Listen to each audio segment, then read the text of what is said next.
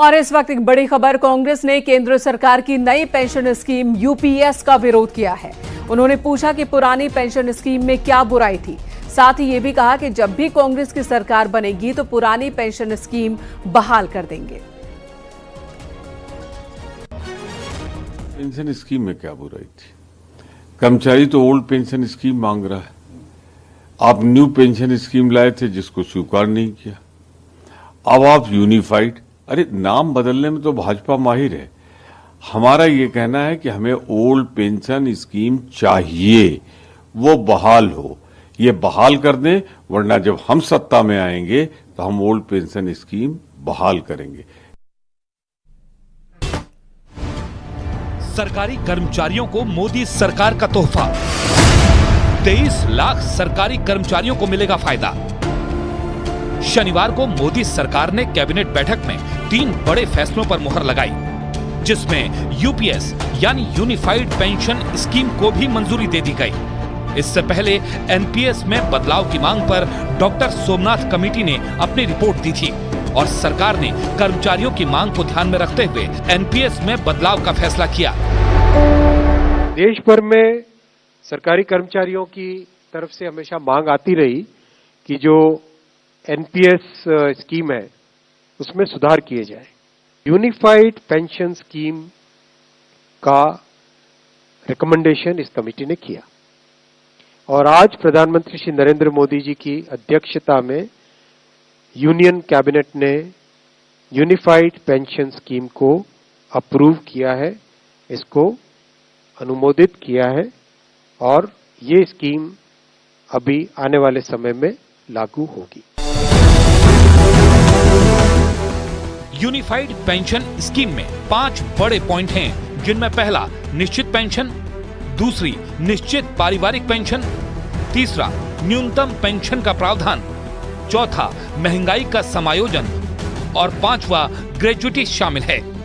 25 साल की नौकरी करने वालों को इस स्कीम का पूरा लाभ मिलेगा और ऐसे कर्मचारियों की नौकरी के अंतिम 12 महीनों में मिलने वाली बेसिक सैलरी का 50% पेंशन दी जाएगी, जबकि 10 साल की नौकरी करने वालों को 10,000 रुपए पेंशन मिलेगी। इसके अलावा किसी भी कर्मचारी का निधन होने पर पेंशन की कुल रकम का 60% हिस्सा परिवार को मिलेगा। इस पेंशन पर सरकारी कर्मचारियों को महंगाई राहत यानी डीआर के आधार पर इन्फ्लेशन इंडेक्सेशन भी मिलेगा। इसके अलावा कर्मचारी के रिटायरमेंट के वक्त उसे एक मुश्त राशि भी मिलेगी। सरकार की तरफ से बताया गया कि केंद्र सरकार के कर्मचारी यह खुद तय कर सकेंगे कि वो एनपीएस में बने रहें या यूपीएस में शामिल हों। ये योजना उन सभी पर भी लागू होगी जो 2004 के बाद एनपीएस के तहत रिटायर हो चुके हैं। हालांकि यूनिफाइड पेंशन स्कीम 1 अप्रैल 2025 से लागू होगी, लेकिन 2004 से लेकर 31 मार्च 2025 तक एनपीएस के तहत रिटायर हो चुके सभी कर्मचारी भी इस योजना का फायदा ले सकेंगे। उन्हें पिछले पेंशन भुगतानों के समायोजन के बाद इस योजना का लाभ मिलेगा।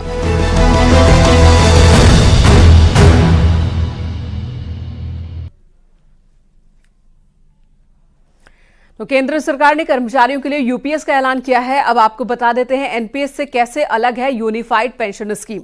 ओल्ड पेंशन स्कीम की तुलना भी करते हैं आपको और ये भी बताते हैं कि अगर ओपीएस से इसकी तुलना करते हैं तो ये कितना सही है। आसान भाषा में समझिए यूनिफाइड पेंशन स्कीम की हर बात। जी हां, पहले ओपीएस, फिर एनपीएस और अब ये यूपीएस यानी यूनिफाइड पेंशन स्कीम। अब आप सोच रहे होंगे कि आखिर ये यूनिफाइड पेंशन स्कीम जिसको सरकार ने मंजूरी दी है वो एनपीएस से कैसे अलग है और क्या सरकार ओल्ड पेंशन स्कीम की तरफ जा रही है। तो इसकी सफाई मैं आपको दे दूं कि सरकार ने जिस यूनिफाइड पेंशन स्कीम को मंजूरी दी है उसकी सबसे बड़ी खासियत यह है कि इसके तहत 50% आपकी बेसिक सैलरी का पेंशन मिलेगा। इस बात की गारंटी सरकार आपको दे रही है। अब ये 50% जो है इसका कैलकुलेशन कैसे होगा, तो आपने रिटायर होने से पहले 12 महीने की जो आपकी बेसिक सैलरी रही है उसका मंथली एवरेज बेसिक सैलरी निकाला जाएगा, यानी औसत निकाला जाएगा और फिर जो औसत बैठेगा उसका 50% कम से कम आपको पेंशन मिले। इस बात की गारंटी यूनिफाइड पेंशन स्कीम के तहत कर दी गई है। लेकिन इसमें एक शर्त है कम से कम आपकी नौकरी की अवधि 25 साल होनी चाहिए। अब आप पूछें कि 25 साल से कम है तो क्या होगा? तो अगर 25 साल से कम है तो उसी अनुपात में आपका पेंशन कम हो जाएगा। लेकिन सरकार ने इस बात का खास ख्याल रखा है कि 10 साल तक किसी ने नौकरी कर ली है तो कम से कम 10,000 रुपए मंथली पेंशन मिलता रहे, यह सुनिश्चित कर दिया गया है यूनिफाइड पेंशन स्कीम के तहत। इसमें एक खास बात यह है कि अगर आप ये सोच रहे हो कि सरकार क्या ओल्ड पेंशन स्कीम को अपना रही है, तो ऐसा नहीं है। ओल्ड पेंशन स्कीम से इस यूनिफाइड पेंशन स्कीम की तुलना ना करें, क्योंकि ओल्ड पेंशन स्कीम के तहत पूरा कंट्रीब्यूशन सरकार दे रही थी। एनपीएस के तहत सरकार और एम्प्लॉय दोनों कंट्रीब्यूशन दे रहा था। अभी यूनिफाइड पेंशन स्कीम के तहत क्या है, सरकार ने अपना कंट्रीब्यूशन बढ़ा दिया है, लेकिन एम्प्लॉय का कंट्रीब्यूशन नहीं बढ़ा है। एम्प्लॉय का कंट्रीब्यूशन जो 10% होता था, हम आप जो कंट्रीब्यूट 10% सरकारी नौकरी वाले कर रहे थे, वो 10% ही कंट्रीब्यूट करेंगे, लेकिन सरकार जो है अब 18.5% का कंट्रीब्यूशन देगी। तो ये यूनिफाइड पेंशन स्कीम की खासियत है। और दूसरी बात यह है कि यूनिफाइड पेंशन स्कीम में जो 18.5% का कंट्रीब्यूशन सरकार दे रही है, इसकी समीक्षा हर 3 साल पर की जाएगी। और समीक्षा करके ये देखा जाएगा कि क्या ये 18.5% जो है इसको बढ़ाने की जरूरत है क्या, घटाने पर तो सरकार विचार नहीं करेगी। लेकिन इस समीक्षा के दौरान किसी भी सूरत में एम्प्लॉय का कंट्रीब्यूशन यानी कर्मचारी के कंट्रीब्यूशन बढ़ाने में विचार नहीं किया जाएगा, या फिर कहें उसमें कोई छेड़छाड़ नहीं किया जाएगा। अब ये जो यूनिफाइड पेंशन स्कीम यानी यूपीएस है, ये अगले कारोबारी साल से लागू हो रही है, यानी 1 अप्रैल 2025 से। अब आप पूछेंगे कि जिन लोगों ने एनपीएस को चुन लिया है, नौकरी कर रहे हैं, उनका क्या? तो उनके लिए सरकार ने राहत दी है। आप बिल्कुल ठगा हुआ महसूस ना करें। अगर आप नौकरी कर रहे हैं, एनपीएस को चुन लिए हैं, तो आप चाहें तो United pension scheme unified pension scheme यानी यूपीएस को आप यहां पे अपना सकते हैं। अब यूपीएस को अपनाने की कोई समय सीमा नहीं है। सरकार का मानना है कि 90% से ज्यादा लोगों के लिए यूपीएस फायदेमंद है। तो आप भी अपना तुलना कर लीजिए और चाहें तो जब चाहें आप यूपीएस में आ सकते हैं। अब एक सवाल ये उठता है कि जिन लोगों ने 2004 के बाद रिटायरमेंट लिया है एनपीएस के तहत, वो तो बिल्कुल ठगा महसूस कर रहे हो कि हम तो रिटायर भी हो गए, एनपीएस ले लिया था, अब क्या करें? तो वहां भी सरकार ने एक बड़ी राहत दी है और ये कहा है कि 2004 के बाद एनपीएस के तहत जो लोग रिटायर किए हैं, वो अगर चाहते हैं तो यूनिफाइड पेंशन स्कीम के तहत आ सकते हैं। ऐसी सूरत में उनको एरियर का भुगतान किया जाएगा। जो एरियर बनेगा उस पर सरकार ब्याज भी देगी।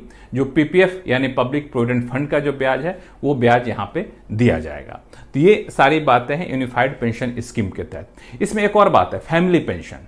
अगर किसी पेंशन धारक की मृत्यु हो जाती है, उस पर डिपेंडेंट रहते हैं, तो परिवार को फैमिली पेंशन दी जाएगी। वो फैमिली पेंशन अंतिम पेंशन जो पेंशन धारक ने लिया होगा उसका 60% के बराबर का दिया जाएगा।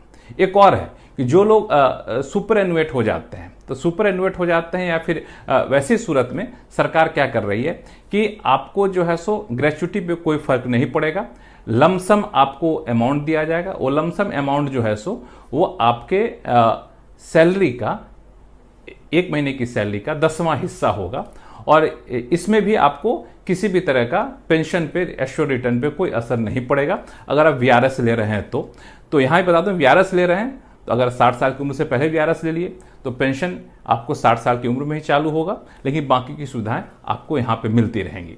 और एक और बात, इसमें इन्फ्लेशन इंडेक्सेशन भी शामिल किया गया है। महंगाई जिस तरीके से बढ़ेगी, जैसे डीए मिलता है मौजूदा कर्मचारियों के लिए, वैसे वहां पे आपको डियरलेंस रिलीफ यानी डीआर की सुविधा यहां पर की गई है। इस पूरी व्यवस्था के तहत जो है सरकार का मानना है कि एरियर के तौर पर करीब 800 करोड़ रुपए जाएगा और पहले साल में करीब 6,250 करोड़ रुपए जाएगा लागू होने के पहले साल में, और हर साल ये रकम बदलती रहेगी। लेकिन बिल्कुल अभी यूनिफाइड पेंशन स्कीम, अगर आपने एनपीएस चुन लिया है तब भी आप ले सकते हैं, एनपीएस के तहत रिटायर किए तब भी आप ले सकते हैं, और 1 अप्रैल 2025 से ये यूनिफाइड पेंशन स्कीम सरकार लागू करने जा रही है। लेकिन इसको कतई भी ओल्ड पेंशन स्कीम से तुलना करने की कोशिश ना करें, क्योंकि दोनों शर्तें अलग अलग हैं। एनपीएस से जरूर आप इसकी तुलना कर सकते हैं। तो एनपीएस के मुकाबले मुझे लगता है कि जाहिर तौर पर यूनिफाइड पेंशन स्कीम कई मायनों में काफी ज्यादा बेहतर है।